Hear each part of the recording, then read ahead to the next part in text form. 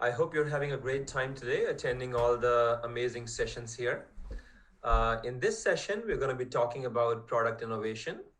We'll be looking at a few emerging technologies that are getting traction today. And we'll look at some examples on how different companies are using these emerging technologies to bring innovation in their companies and to their product. And then towards the end, we're going to talk about a framework that you can use to evaluate these emerging technologies and bring these into your product and your business. So let's get started. So let's start by defining what is innovation. Uh, Innovation is typically new products, new ideas, or new ways of doing something. It's making the status quo better, faster, or cheaper. But as it relates to technologies, it's the introduction of technologies whose development and practical applications, or sometimes both, are still largely unrealized. These technologies are emerging into prominence from a background of non-existence or obscurity. And those technologies are defined as typically emerging technologies. And they provide competitive advantage for a company to differentiate its products or services from the rest of the market. Different companies and businesses start innovation at a different pace. Initially, the performance of a new technology is poor. As the technology improves, the performance starts to improve as well, and more companies jump in and start using it. Eventually, the performance ceiling is reached and the improvement stalls. That's when the next wave of tech is adopted to gain competitive advantage. Now, typically, we look at the diffusion curve to define or to look at how users adopt the new technology. Irrespective of which industry, which product, which vertical you are in, this is a general kind of framework or general diffusion curve, which looks at how users use and adopt new technology. It's typically broken down into early market and mainstream market. Early market has innovators and early adopters. Innovators are users who really like to try out new things. Even if the technology is untested, unproven, they pride themselves in knowing where things are going. These are the kind of people who have gadgets of devices or services that never took off in their closet. And then after innovators, we have early adopters. They're also like innovators. They see the vision of the new tech and they want to be a part of it. But they will, if the technology doesn't take off, they'll move on to something else. And between the early market and the mainstream market, there is something called the chasm, which is really crossing the bridge, going from these early adopters, innovators, to the mainstream market. And when it comes to mainstream markets, we have early majority and late majority. Typically, that forms the bulk of the market. They're more pragmatists. They are practical people who see the technology, especially early majority, they see the technology as a real problem solver. And they make a pragmatic decision to give it a try. Right? Now, as the early majority starts adopting, the usage increases, the volumes increase, and over time, the price of the product starts coming down. The use cases, more and more use cases emerge, and it becomes more, the use becomes more widespread. Right? By the time it reaches early majority, they the technology has become more affordable for most of the population. They adopt the technology because they want to see the benefit and they want to really use the technology to drive a lot more use cases and a lot more benefits in every aspect of the usage. And the last segment that we have is laggards who don't want to adopt new technology. They really adopt because they are afraid of being disregarded as irrelevant. They are the users who are probably still carrying their Blackberries and flip phones, right? But eventually, these users also give in, and they either adopt or they are forced to adopt because of new wave of technology coming in, and the old technology really stops being supported, or is really phased out. So why this curve is important is because each company needs to think about their users, whether it's internal customers or external customers. But really, the way you should think about innovation is thinking about where your customers lie on this curve. If you are in a product, if you are in a technology or a vertical where there are a lot of early adopters and innovators and early market users, then you might want to get into adopting a new technology, emerging technology, sooner than other companies or other verticals. Whereas if you're in an industry that's catering to more of the mass market, the mainstream market, and late majority laggards, then you might want to wait until the technologies are proven out and there are clear use cases, clear benefits, the cost comes down, move into adopting emerging technologies until those things start to happen. Right?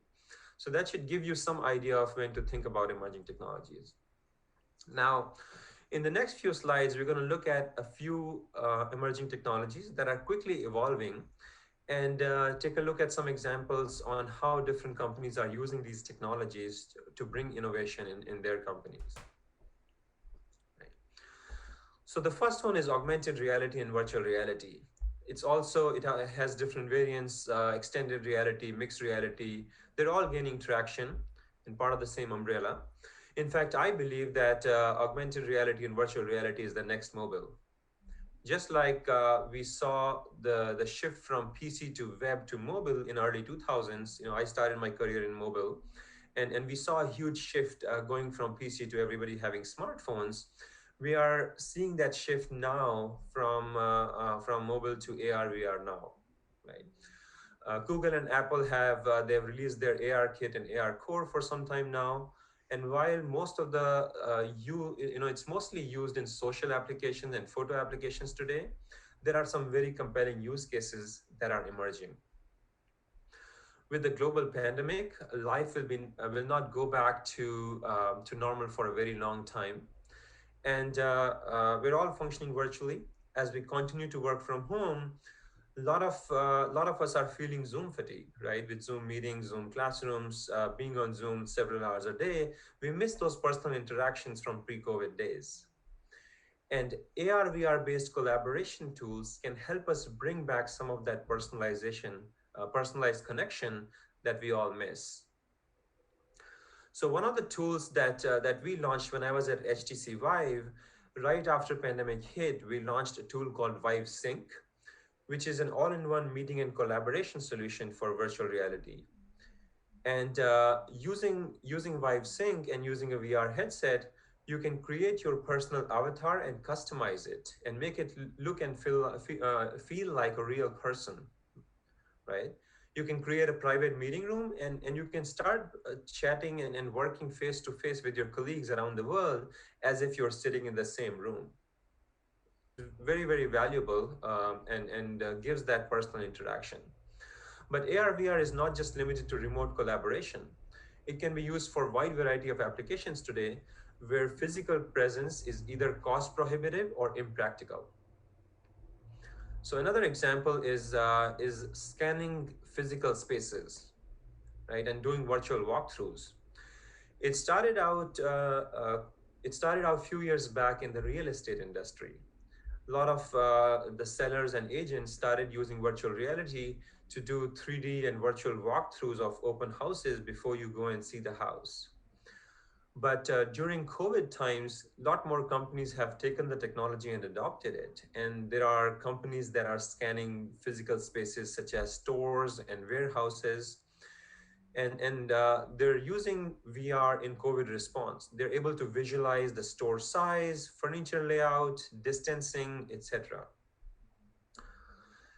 Earlier, it used to be very expensive to have a 360 camera and take these 360 views and create a VR using custom software. But recently, with iPad Pro, Apple released a LiDAR scanner, which is built into iPad Pro. So it's really easy to take the iPad Pro and go and create a 3D view of any physical space in a couple of hours.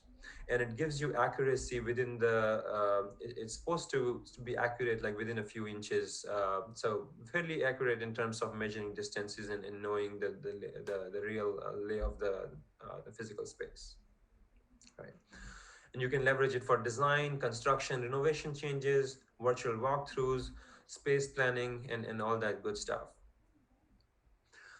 Another area where AR VR is being used heavily is training. From healthcare professionals to virtual classrooms, it enhances the learning experience from just seeing it and reading about it to feeling and experiencing it. And one company that's using VR very heavily in training is Walmart.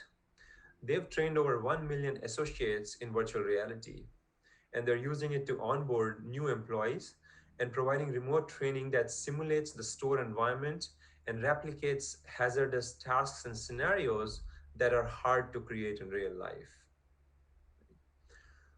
So again, a lot of applications across the board, right? The next technology we're going to look at is augmented reality, is artificial intelligence and machine learning. It is having a huge impact on a variety of industries today. Companies are using predictive analytics, where machine learning can help analyze the past and current data to uncover actionable predictive insights. It can help study user behaviors and predict future behaviors.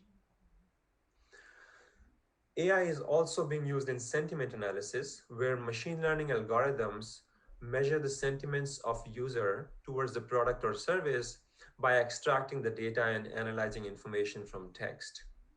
So companies are using it to look at the data from social media, for example, extracting the data and see how customers are feeling about it before customer gives actual feedback or writes, or calls in for a customer service issue.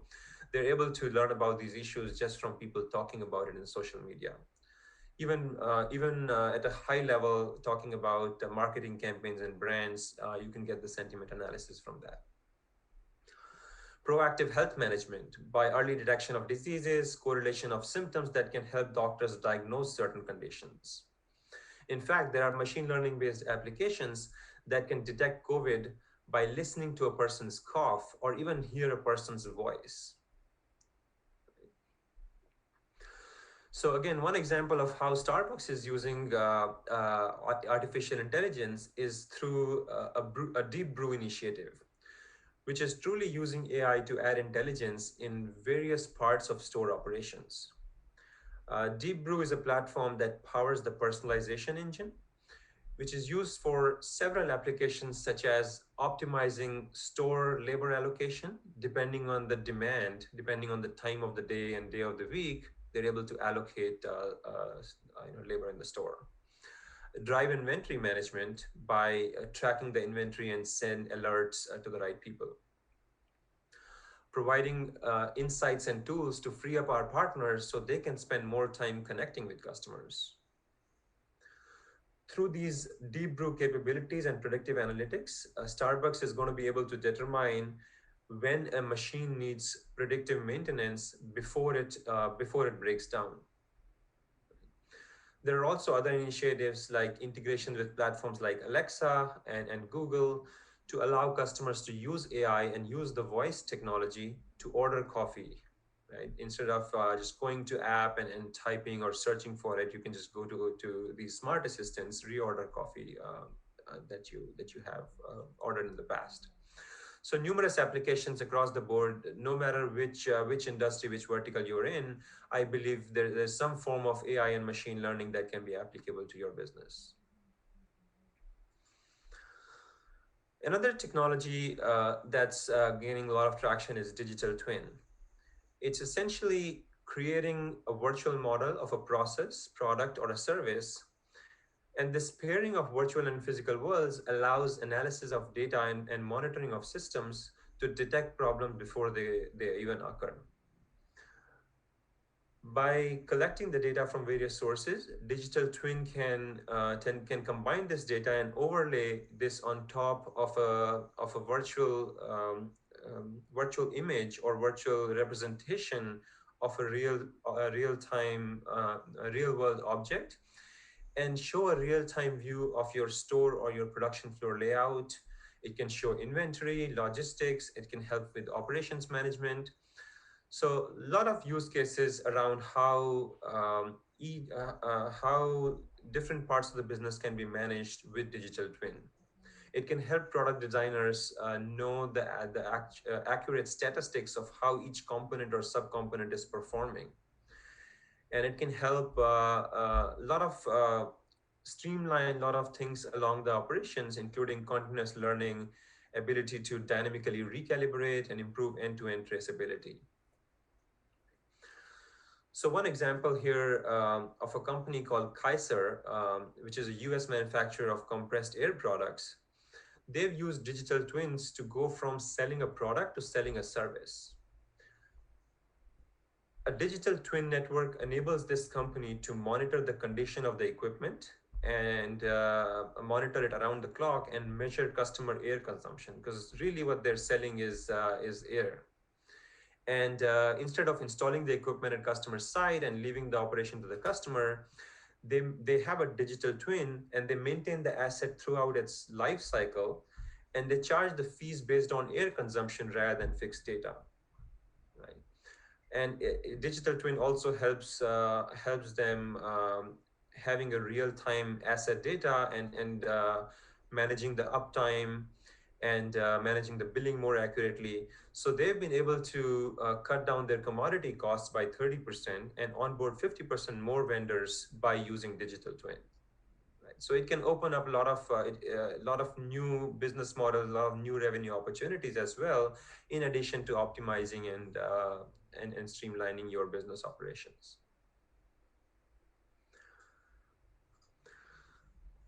So the next technology, or the last one we're going to look at, is IoT, which is really transforming the world at a rapid pace. There are some projections that in the next few years, there will be about 1 trillion sensors on 100 billion connected devices across the different verticals. They're going to make things better and more efficient by gathering data from all these sensors and bringing it to us in real time. Uh, Smart cities is one of the applications that a lot of companies, a lot of cities, a lot of governments are looking at, to be able to connect different assets within their city boundaries and get a real time view of what's happening around the city, instead of being there, law enforcement or city officials being there, being able to get all the data to them. Home and industrial automation, we all have smart automation systems, smart alarms. There are a lot of other use cases once different devices are connected, not just in home but industrial automation. Smart agriculture can help farmers monitor their crops, whether it's weather, whether it's crop condition, whether it's various diseases and pests. Being able to monitor their crops remotely and be smart about improving efficiency and productivity. Right. So again, one example of how Starbucks is utilizing the power of connected devices is through its espresso machines that have the Internet of Things sensors built into them, allowing Starbucks to collect and analyze telemetry data. The IoT-enabled machines collect more than a dozen data points for every shot of espresso that is pulled from the machine. They're able to measure from the type of beans used in a coffee, to coffee's temperature, to water quality, right? Generating more than 5 MB of data in an 8-hour shift. Now, that might not sound a lot, but when you combine to tens of thousands of stores across the country or across the world, that's a huge amount of data. Now, using this data, Starbucks is able to see if there's a machine out there that needs tuning or maintenance. These insights can also help predict future machine failures and avoid expensive downtimes and repair costs by preventing the problem before it occurs.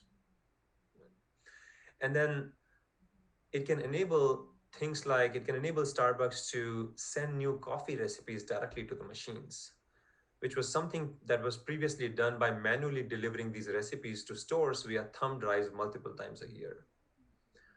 So having these IoT sensors connected with cloud, they can open a lot of doors, especially when you combine this technology with AI and machine learning and simulate with virtual reality and with digital twin, combining these technologies, one or more technologies together, that can create a very powerful competitive advantage for your business. So we've looked at some examples of how different companies are using these technologies. Now the question is, how can you use some of these technologies to drive innovation in your company? You can start thinking about innovation as the intersection of feasibility, desirability, and business viability. Right? It's the trifecta of these three that really brings you the right innovation for your company to bring the benefits for the customers as well as for the business. Now let's look at each of these in a little more detail. Desirability is basically how desirable the product or service is for the end customer. How well does it solve the customer problem or need? You need to validate the desirability and value with pragmatists, with early majority and late majority that we looked at. And you need to deliver the value both short term and long term, right? So validate whether the customer has a need that can be solved with the technology, and whether the customer has willingness to pay if that problem is solved. Next is feasibility. There's a big technology risk with any emerging technology, more so than the regular products that we develop. Once you've determined that the product is desirable, next step is to figure out whether it's technically feasible. Also, no company can build complex solutions on their own. So think about build, buy, or partner, right? Especially when the technology is in its infancy stage, it makes a lot more sense to buy or partner before you start to build it in-house. Also think about scalability and operational infrastructure needed to deploy it. And then once you have that, understand what it will take to build, sell, and operate your solution at scale. What would it take to train different models? Building operational system is very different from proving feasibility in a model. Experiment with different business models, see what works for your current operations and your current customers, and find the right balance of risk versus reward. So here are the steps that you can follow to start testing a technology. Start small, build a proof of concept to test if the concept is viable, identify the product features before jumping into development, and test on your initial customers, maybe internal customers first. Then build a prototype. Prototype is usually a first attempt in making a working model. It doesn't have to be an actual product. It can be a clickable prototype for software products, for example. Go and test it out on real customers. And once you have all the data, once you see the need and customer desirability, then go ahead and build an MVP, right? Again, the idea is to validate that your product can solve the problem with minimal set of features without, before you spend time and resources and huge investment in these technologies.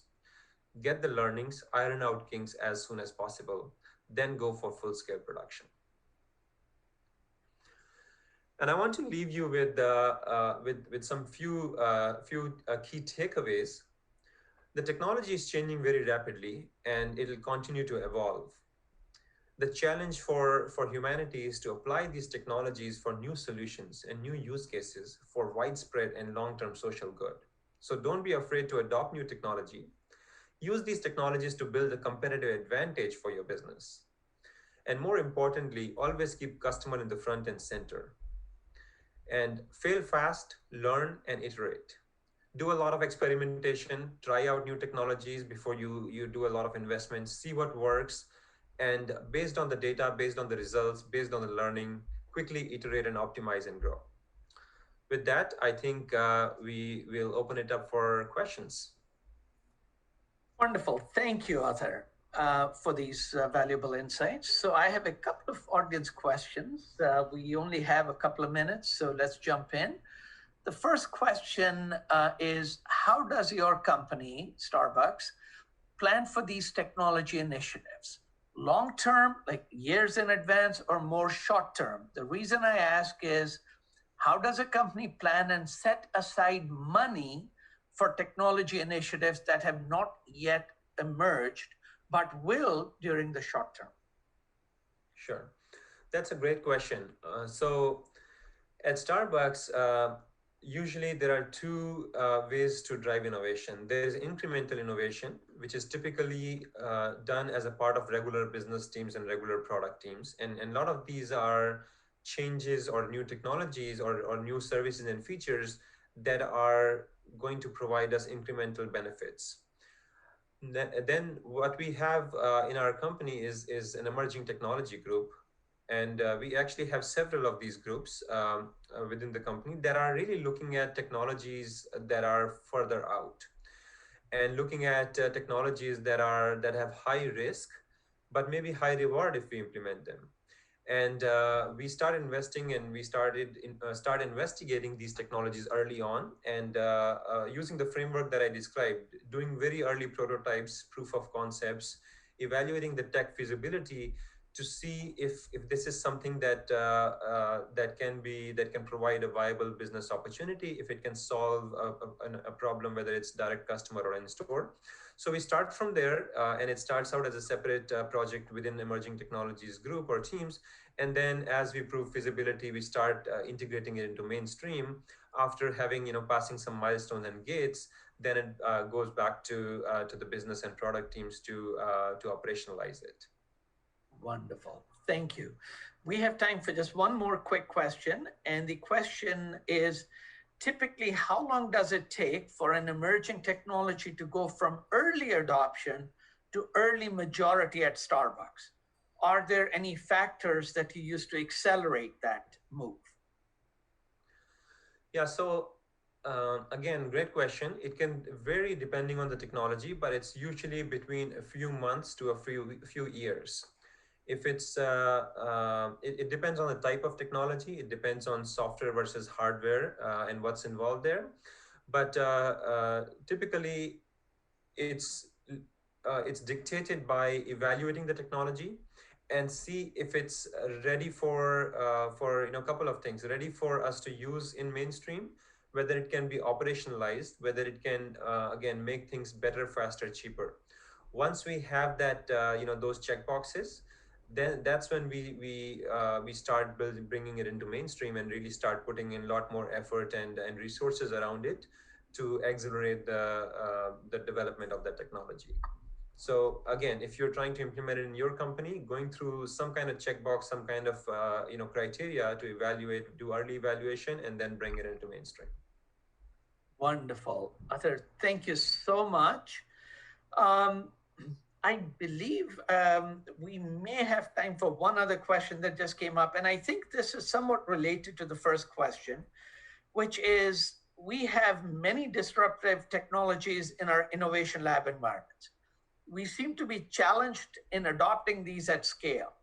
Do you have any guidance on how we can build a viable business case to help move them from our labs to the production environments? And I think you've covered a little bit of that. Maybe any additional thoughts on the business case? How do you build a quantifiable business case? Yeah, another great question. So typically, one of the ways to do this is very early on, before you even start evaluating the technology, start defining you don't need to do full business case, but start defining your objectives. How would it help the business? Do a quick scoping and envisioning to define how would it help your business and make your operations smoother, better, faster. And it would help maybe get involved the business teams who are going to take it into production, get them involved early on. If they are part of the solution, they're part of the evaluation, they'll be more receptive to adopting the technology. But also you will be able to work with them and get early feedback from them as to how valuable this is going to be, as opposed to just being a siloed evaluation.